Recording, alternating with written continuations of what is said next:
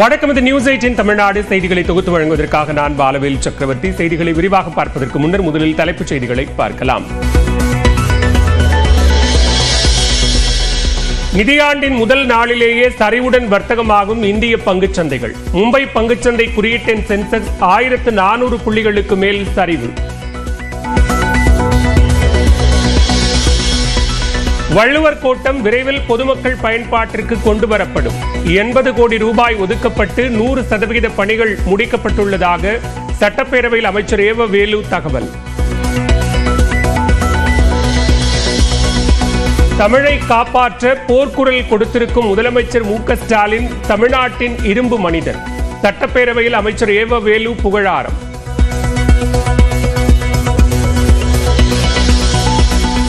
முதலமைச்சர் மு.க. ஸ்டாலின் எம்ஜிஆரின் ரசிகர் என்றும் பயணங்களின் போது அவரது பாடல்களை கேட்பார் என்றும் பேரவையில் அமைச்சர் ஏவ வேலு தகவல்.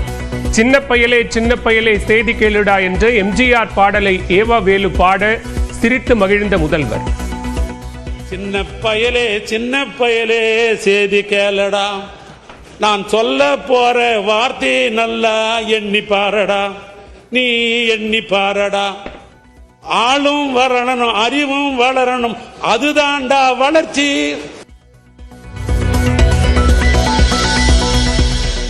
அரசாணை 140ஆல் நெடுஞ்சாலைத்துறை பணிகள் தனியார் மயமாகும் என புகார்.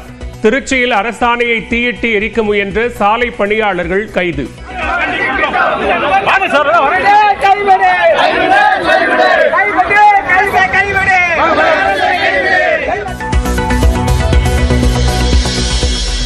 உதகையில் இருசக்கர வாகனங்களில் செல்வோருக்கும் இ பாஸ் அவசியமா?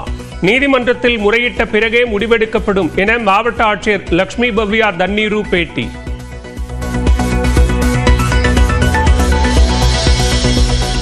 நீலகிரி, கோயம்புத்தூர், ஈரோடு உள்ளிட்ட 5 மாவட்டங்களில் நாளை மறுநாள் முதல் கனமழை. தேனி, திண்டுக்கல் மாவட்டங்களிலும் 3 நாட்கள் கனமழை பெய்யும் என கணிப்பு.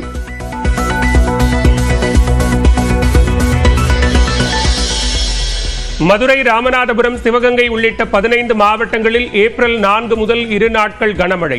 தூத்துக்குடி, விருதுநகர் மாவட்டங்களிலும் கனமழைக்கு வாய்ப்பு.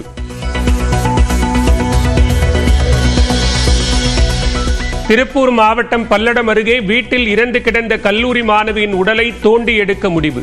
விஏஓ புகார் செய்த நிலையில் காதலனிடமும் போலீசார் விசாரணை.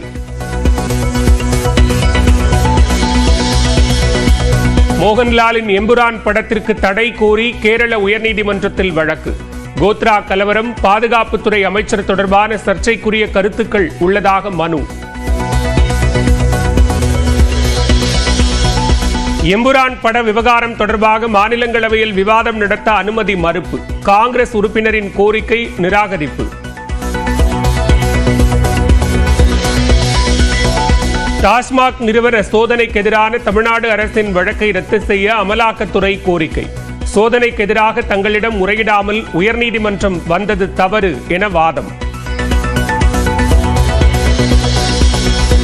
முதல் முறையாக 68,000 ரூபாயை தாண்டியது ஒரு சவரன் தங்கம் விலை. ஒரே நாளில் 480 ரூபாய் உயர்வு.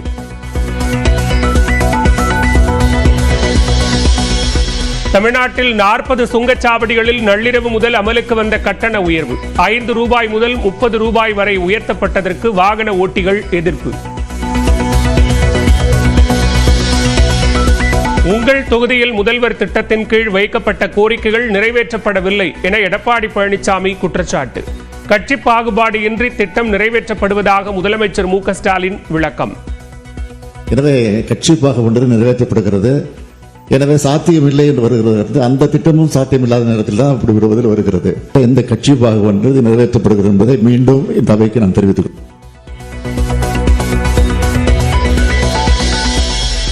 தமிழ்நாடு பாஜக தலைவர் அண்ணாமலை ஒரு வாரத்தில் மாற்றப்பட உள்ளதாக தகவல். நயினார் நாகேந்திரன், வானதி ஸ்ரீனிவாசன் உள்ளிட்டோரில் ஒருவர் அடுத்த தலைவராக வாய்ப்பு.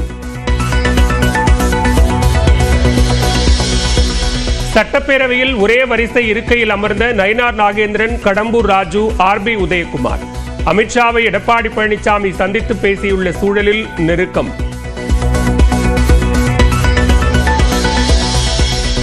திண்டுக்கல் மாவட்டம் நத்தம் அருகே செங்கல் ஏற்றி வந்த லாரி சாலை தடுப்பில் மோதி கவிழ்ந்து விபத்து.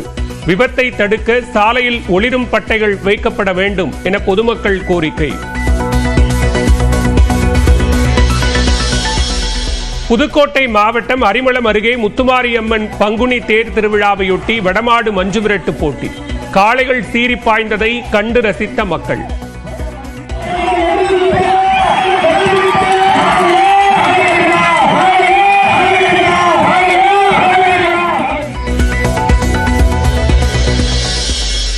இலங்கை அரசால் கைப்பற்றப்பட்ட 200 தமிழக மீனவர்களின் படகுகள் தேசிய உடைமை ஆக்கப்பட்டுள்ளதாக மக்களவையில் கனிமொழி எம்பி பேச்சு. பிரதமரின் நடவடிக்கையால் தான் மீனவர்களின் வாழ்வாதாரம் தற்போது பாதுகாக்கப்பட்டுள்ளது என மத்திய அமைச்சர் ராஜீவ் ரஞ்சன் பதில். கும்பகோணம் வெற்றிலை, கன்னியாகுமரி தோவாளை மாணிக்க மாலைக்கு புவிசார் குறியீடு. தஞ்சாவூர் மாவட்டத்தில் புவிசார் குறியீடு பெற்ற பொருட்களின் எண்ணிக்கை 11ஆக உயர்வு. உதகை கொடைக்கானலுக்கு செல்லும் வாகனங்களுக்கு கட்டுப்பாடுகளுடன் கூடிய இ-பாஸ் நடைமுறை அமலுக்கு வந்துள்ளது. நீலகிரி மாவட்டத்தில் கல்லார் சோதனை சாவடி உட்பட 15 இடங்களில் வாகன சோதனை நடத்தப்பட்டு வருகிறது. நீலகிரி மற்றும் கொடைக்கானல் ஆகிய மலைவாச ஸ்தலங்களுக்கு வரும் வாகனங்களின் எண்ணிக்கையை கட்டுப்படுத்தவும் சுற்றுச்சூழலை பாதுகாக்கும் விதமாகவும் கடந்த ஆண்டு மே மாதம் முதல் இ-பாஸ் நடைமுறை அமலில் உள்ளது. இந்நிலையில் ஏப்ரல் 1 முதல் ஜூன் இறுதி வரை வார நாட்களில் நாளொன்றுக்கு 6000 சுற்றுலா வாகனங்கள், சனி மற்றும் ஞாயிற்றுக்கிழமைகளில் 8000 சுற்றுலா வாகனங்கள் மட்டுமே நீலகிரி மாவட்டத்துக்குள் அனுமதிக்கப்பட வேண்டும் என உயர்நீதிமன்றம் உத்தரவிட்டது. அதன்படி நீலகிரிக்கு செல்ல புதிய கட்டுப்பாடு இன்று முதல் அமலுக்கு வந்துள்ளது. மேட்டுப்பாளையத்தை அடுத்து கல்லாறு சோதனை சாவடியில் இ-பாஸ் சோதனை தீவிரமாக மேற்கொள்ளப்படுகிறது. காவல்துறையினர் மற்றும் வருவாய்த்துறையினர் இ-பாஸ் அனுமதி பெற்ற வாகனங்களை மட்டும் மலைப்பகுதிக்கு செல்ல அனுமதித்தனர். இ-பாஸ் இல்லாமல் வரும் வாகனங்களுக்கு சோதனை சாவடியிலேயே இ-பாஸ் பதிவு செய்யவும் ஏற்பாடு செய்யப்பட்டுள்ளது. அம்மா ஸ்கூல்ல தான் ஒர்க் பண்றாங்க. நம்ம ஐடி ப்ரூஃப் எல்லாமே நீலகிரி ஐடி ப்ரூஃப் தான்.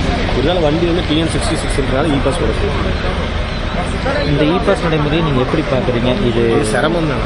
டிராஃபிக் அது நம்ம அவசரத்துக்கு போக முடியல. இப்போ சீக்கிரம் போகணும், இப்போ போட்டுட்டு போக சொல்கிறாங்க. இங்கே இப்படி பார்த்தா எனக்கு 20 நிமிஷம் ஆகிடும் போட்டு போகிறது. இ-பாஸ் என்பது கொஞ்சம் வசதி தான். ஏன்னா வரதுக்கு போகிறதுக்கு வசதியாக இருக்கும். டிராஃபிக் இதுலேருந்து கட்டுப்பாடாகும். மற்றபடி பெருசாக எந்த இஷ்யூ இல்லை. நான் ஆம்பூர்லேருந்து வந்திருக்கேன். மோஸ்ட்லி ரம்ஜான், பக்ரீத் அந்த லீவில் நம்ம ரெகுலராக இங்கே ஊட்டிக்கு வர்றது தான். இ-பாஸ் நடைமுறை இல்லாமல் இருந்துச்சு. இப்போ திடீர்னு நீங்கள் வந்து பார்த்தா இ-பாஸ் இருந்தால் தான் அலோவ் பண்ணுவாங்கன்னு சொல்கிறாங்க. நாங்கள் மொத்தம் ஒரு 7 பேர் வந்திருக்கோம் ஃப்ரெண்ட்ஸ் சேர்ந்து. இங்கே வந்து 1/2 மணி நேரம் ஆல்மோஸ்ட் லேட் ஆயிடுச்சு. இ-பாஸ் அப்ளை பண்ணிட்டோம். ½ அன் ஹவர் அதனால எனக்கு லேட் ஆயிடுச்சு.